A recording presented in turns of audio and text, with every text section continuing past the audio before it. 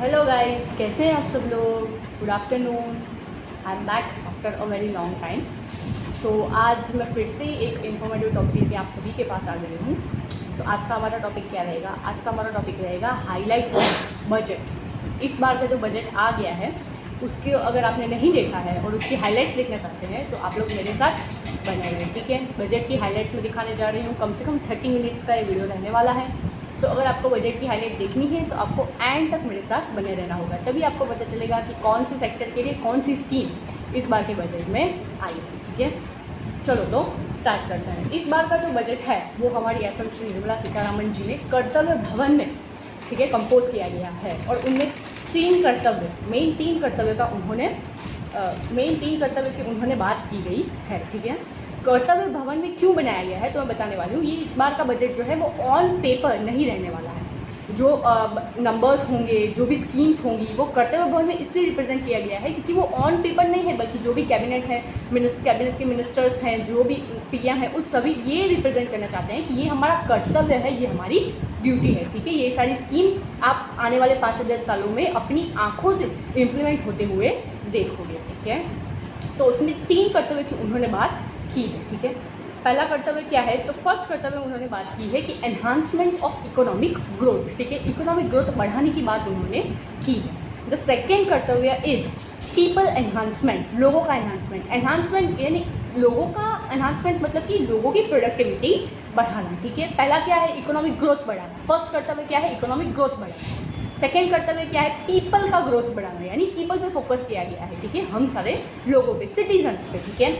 और तीसरी बात जो है वो है सबका साथ सबका विकास, ठीक है। Each and every religion must avail with each and every scheme, ठीक है। हर एक रिलीजन के लोगों को और हर एक रीजन के लोगों को जितनी भी स्कीम आएगी उसका बेनिफिट ज़रूर मिलना चाहिए, ठीक है। तो हम स्टार्ट करते हैं फर्स्ट कर्तव्य से, ठीक है, कि पहले कर्तव्य में उन्होंने क्या बात की है। तो पहले कर्तव्य में एनहांसमेंट ऑफ इकोनॉमिक ग्रोथ, यानी इकोनॉमिक ग्रोथ बढ़ाने की बात की है। अब इकोनॉमिक ग्रोथ बढ़ाने के लिए क्या करना पड़ेगा? तो इकोनॉमिक ग्रोथ बढ़ाने के लिए प्रोडक्टिविटी बढ़ानी पड़ेगी, ठीक है। तो इंडस्ट्री की प्रोडक्टिविटी बढ़ेगी तभी देश का इकोनॉमिक ग्रोथ बढ़ेगा, यानी इंडस्ट्रियल सेक्टर इस कवर्ड है। जो 3 सेक्टर है हमारे, ठीक है, वो इसमें कवर किए गए हैं, ठीक है।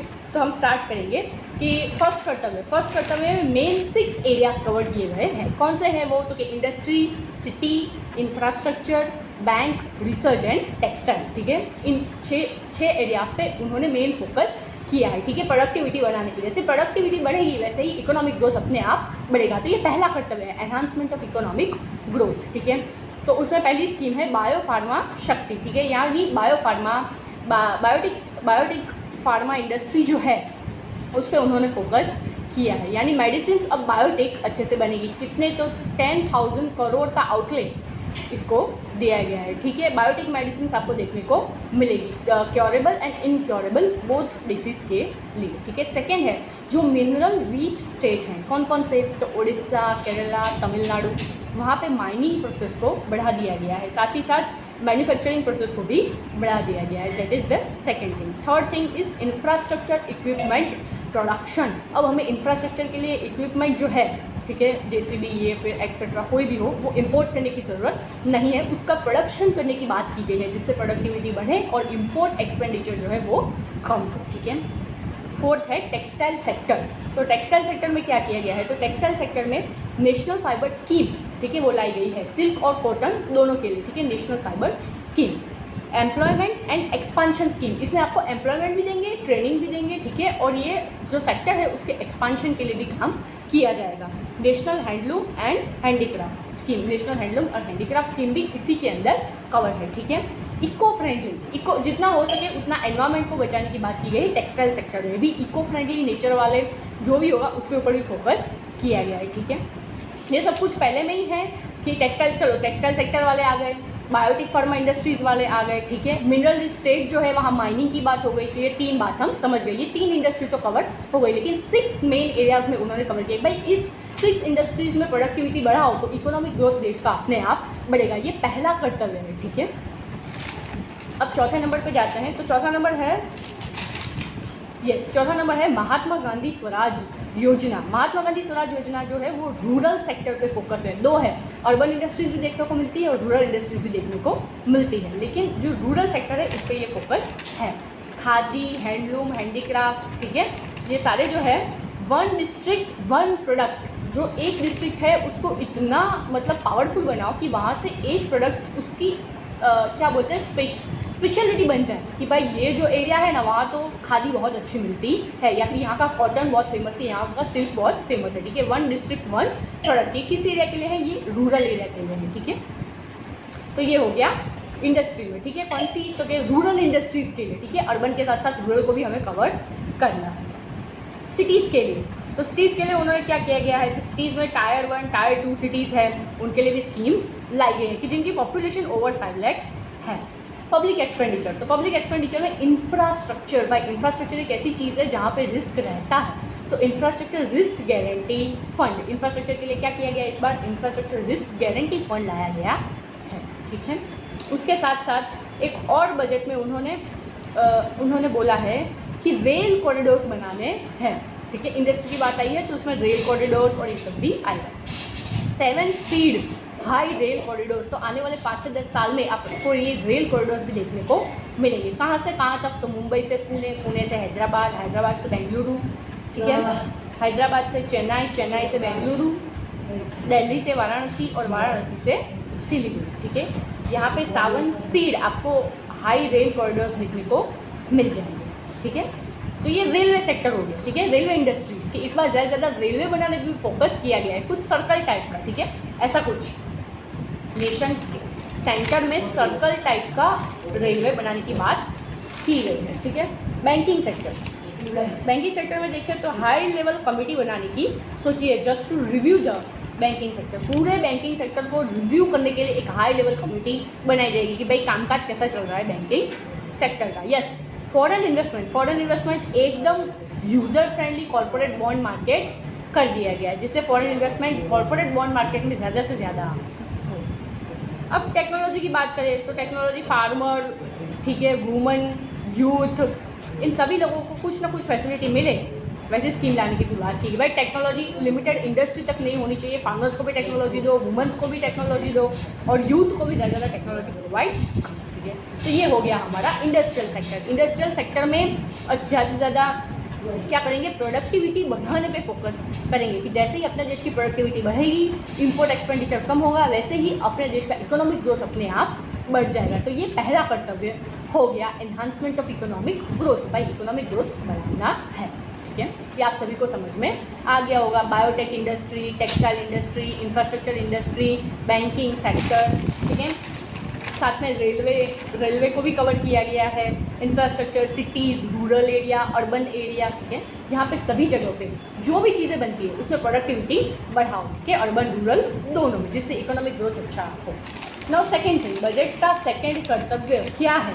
तो कि जो ह्यूमन है उस सेक्टर को बोलते हैं ह्यूमन सेक्टर, ठीक है। तो सेकेंड कर्तव्य क्या है? एनहांसमेंट ऑफ ह्यूमन, ठीक है। हमारे क्या है, जो भी प्रोडक्टिविटी उसको बढ़ाने की बात की गई है, ठीक है। इसमें क्या करने का बात, देखो प्रोडक्टिविटी बढ़ेगी तो अपने आप पॉवर्टी कम हो जाएगी, पॉवर्टी कम हो जाएगी अपने आप अनएम्प्लॉयमेंट भी कम हो जाएगी। तो पॉवर्टी और अनएम्प्लॉयमेंट भी कम करेंगे कैसे? तो ह्यूमन की प्रोडक्टिविटी बढ़ा के, ह्यूमन की प्रोडक्टिविटी बढ़ेगी तो फिर पॉवर्टी और अनएम्प्लॉयमेंट जैसे जो बिग इश्यूज़ हैं, ठीक है, इकोनॉमिक इश्यूज़, वो भी अपने आप रिजॉल्व हो जाएंगे। इसीलिए एनहांसमेंट ऑफ ह्यूमन प्रोडक्टिविटी, ठीक है, दैट इज़ द सेकेंड कर्तव्य। तो इसके अंदर क्या क्या है वो अब देखेंगे। पहले हमने देख लिया कि इकोनॉमिक ग्रोथ एनहांसमेंट और उसके अंदर कौन कौन सी इंडस्ट्री कवर थी।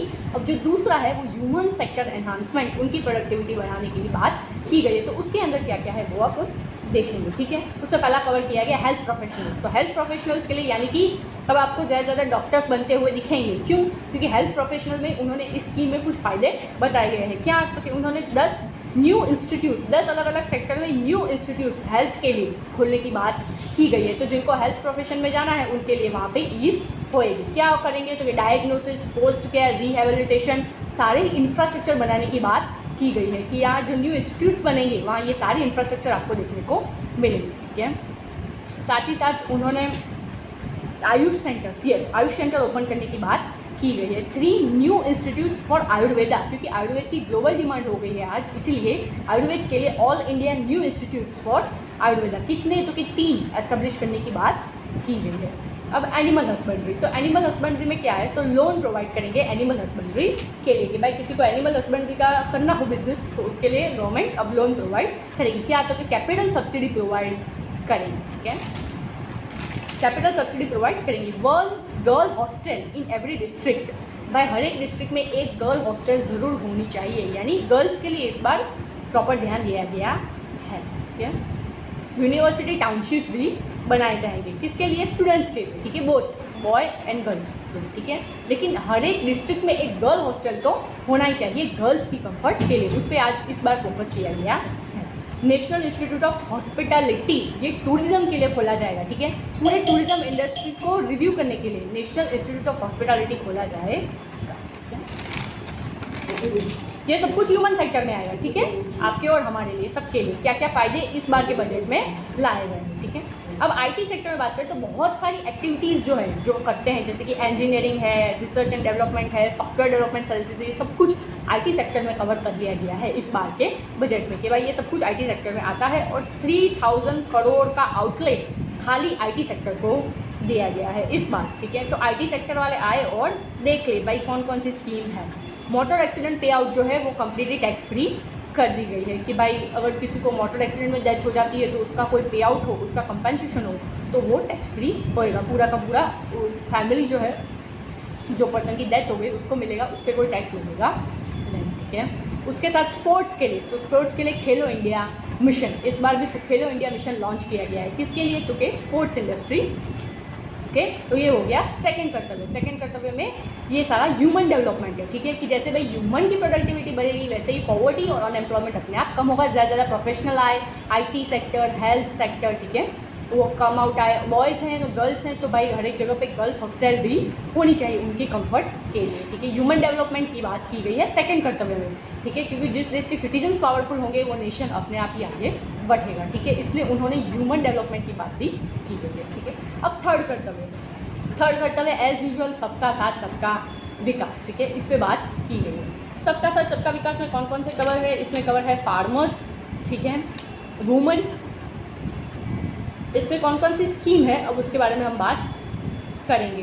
तो देखो आंध्र प्रदेश, सिक्किम, असम, मिज़ोरम, त्रिपुरा, ये जितनी भी है ईस्ट वाले, वहाँ पे बुद्धिज़्म सेंटर ज़्यादा ओपन किए जाएंगे, यानी बुद्धिज़्म पे उन्होंने फोकस किया गया है। जो ईस्ट वाले हैं वो कहीं बिछड़ न जाए, सबका साथ सबका विकास, वहाँ पे भी बुद्धिज़्म सेंटर्स ओपन किए जाएंगे, ठीक है। फिस्कल डेफिसिट जो है वो फिस्कल डेफिसिट पहले 4.5% थी जीडीपी की, लेकिन इस बार उसका टारगेट 2026 के लिए 4.3% रखा गया है, ठीक है। मतलब कि हमारे देश में देखा जाए तो इंपोर्ट जो बाहर से कम, अब वो कम हो गया है, हमारी फिस्कल डेफिसिट कम होती जा रही है, ठीक है। अब हम बात करेंगे डायरेक्ट टैक्सेस की, ठीक है। यस, डिज़ास्टर मैनेजमेंट के लिए इस बार 1.4 लाख करोड़ का फंड दिया गया है। डिज़ास्टर मैनेजमेंट का फंड को कितना है, 1.4 लाख करोड़, ठीक है। फाइनेंस कमीशन जो है उन्होंने ग्रांट किया है disaster management fund 1.4 lakh crore, ठीक है। अब डायरेक्ट टैक्सेस की बात करें तो डायरेक्ट टैक्सेस में इस बार बहुत ही एक क्या बोलते हैं रिजिडियस चेंज आया है। जो इनकम टैक्स एक्ट था 1961 वो पूरा का पूरा कैंसिल हो चुका है, यानी कि पूरा का पूरा चेंज हो चुका है। उसके बाद अब आ रहा है इनकम टैक्स एक्ट 2025। तो अब आपको कौन सा इनकम टैक्स एक्ट पढ़ना है, IT act 2025 with effect from 1 अप्रैल 2026, ठीक है।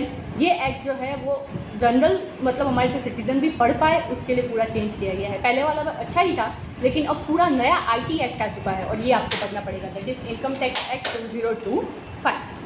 ये ईज़ इन टैक्स पेइंग, ठीक है। ये जितने भी टैक्स पेयर्स हैं यानी सिटीजन्स हैं उनको ईज़ होगा अब टैक्स पेइंग में। वैसे फॉर्म्स बनाए जाएंगे, वैसे नॉर्म्स बनाए जाएंगे कि आप अपने आप ही इनकम टैक्स भर पाओ और प्रोफेशनल की हेल्प से भी भर सकते हो, ठीक है। Yes, form designs in a way that citizens can understand, ठीक है। अब जो फॉर्म है वो सिटीजन समझ सके उसी तरह डिज़ाइन करने की बात की गई है। TDS और TCS रेट भी कम करने की उन्होंने बात की है, यानी कि मेरी मानो ना तो पूरा बजट जो 1.25 घंटे का है उसमें लास्ट 45 मिनट्स उन्होंने खाली डायरेक्ट टैक्स को दी है, डायरेक्ट टैक्स और इनडायरेक्ट टैक्स, क्योंकि पूरा का पूरा इनकम टैक्स एक्ट चेंज हो रहा है। पहले 1961 था, अब IT एक्ट 2025 इम्प्लीमेंट हो रहा है। इसलिए लास्ट 45 मिनट जो बजट पूरा 1 आवर 45 मिनट का है, उसमें लास्ट एंटायर 45 मिनट उन्होंने खाली इनकम टैक्स को दी है कि भाई किस इंडस्ट्री में या कौन से सेक्टर में TDS कितना लिया जाएगा और TDS रेट्स कितने कम हुए, TCS रेट्स कितने कम हुए। ठीक है, तो अगर आप खाली पर्टिकुलरली इनकम टैक्स के बारे में देखना चाहते हैं तो आपको लास्ट 45 मिनट्स थरोली देखनी होगी, तो आपको बहुत सी नॉलेज और इन्फॉर्मेशन उसी जगह से मिल जाए। किसके लिए? तो कि खाली IT के लिए। बाकी अगर आपको सब कुछ जानना है कि भाई कौन सी इंडस्ट्री, तो मैंने भी पूरा कवर अप करने की कोशिश की है। ठीक है, यस, इनकम टैक्स एक्ट पूरा नया आ चुका है और फॉर्म्स भी वैसे डिज़ाइन किए जाएंगे कि हम सब लोग उसको समझ पाएँ। ठीक है, तो फिर आई होप कि जो तीनों कर्तव्य हैं, पहला वाला एनहांसमेंट ऑफ इकोनॉमिक ग्रोथ, कुछ नया लाया है इस बार, कर्तव्य भवन में बजट प्रिपेयर किया गया है। ठीक है, कि भाई ये जो है वो खाली ऑन पेपर स्कीम्स नहीं है। आने वाले 5-10 सालों में बैंकिंग सेक्टर में ये सब दिखेगा। अगर रेलवे बन रही है तो आने वाले 5-10 सालों में मुंबई टू पुणे, चेन्नई टू हैदराबाद, ये सारी रेलवेज आपको देखने को मिलेंगी। ठीक है, क्योंकि इंफ्रास्ट्रक्चर को भी फंड प्रोवाइड करने की बात गवर्नमेंट ने की है, इसलिए इंफ्रास्ट्रक्चर एनहांसमेंट की बात भी गवर्नमेंट ने की है। तो ये 3 कर्तव्य, ठीक है, मेन कौन से 3 कर्तव्य? तो economic growth enhancement, by economic growth बढ़ाओ, और सेकेंड जो है वो एनहांसमेंट ऑफ इंडिविजुअल प्रोडक्टिविटी, कि भाई इंडिविजुअल की प्रोडक्टिविटी बढ़ाओ, and the third one is सबका साथ सबका विकास, कि भाई each and every citizen and religion must covered in each and every scheme, भाई कोई रह न जाए। ठीक है, सबका साथ सबका विकास। सो बस आज के सेशन में इतना ही रखते हैं। आई होप कि मैंने जो समझाया आपको ईजिली समझ आ गया होगा। ठीक है, पूरा अगर आपको बजट देखना है तो 1 आवर 45 मिनट्स का है, लेकिन मैंने हाईलाइट्स में सारी की सारी इंडस्ट्री, ठीक है, सारे के सारे ह्यूमन के लिए कौन कौन सी स्कीम है, कौन से प्रोफेशनल के लिए, ये भी कवर अप करने की कोशिश की, और सबका साथ सबका विकास में भी क्या है वो भी मैंने कवर अप करने की कोशिश की है। ठीक है, आई होप आप सभी लोगों को इजीली समझ आ गया होगा। ठीक है, वैसे ही मेरे साथ बने रहे। ठीक है, वीडियो आपको पसंद आया हो तो आप लाइक शेयर सब्सक्राइब करो। Have a nice day, bye.